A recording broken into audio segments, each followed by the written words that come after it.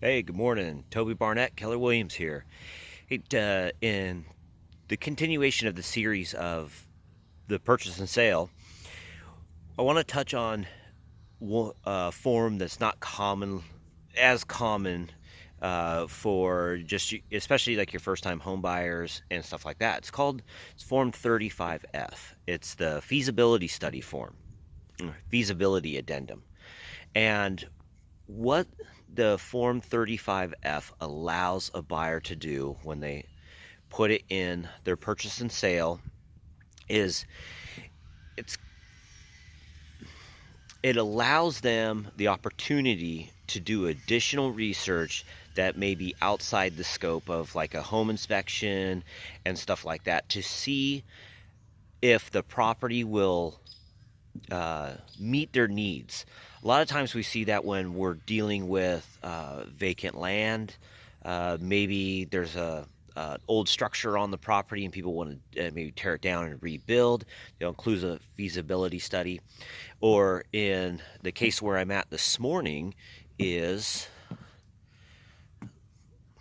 I'm on Flowing Lake right now, and the buyer is using the feasibility study to see if the what can be done with the existing residence. Either can it be removed and a new structure be put on it, and or if you have to leave one wall, does that have to be considered a remodel?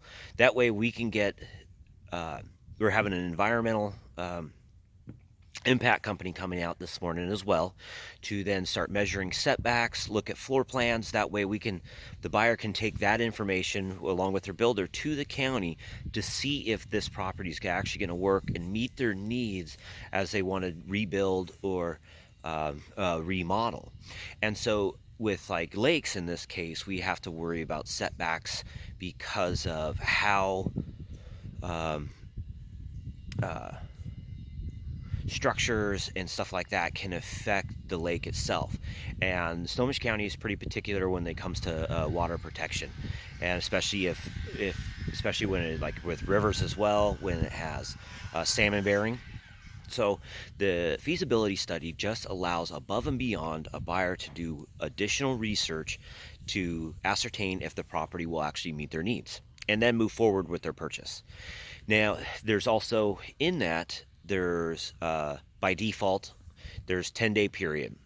Now, first time home buyers don't really understand how long it actually can take or to get all the questions answered they may need for a property.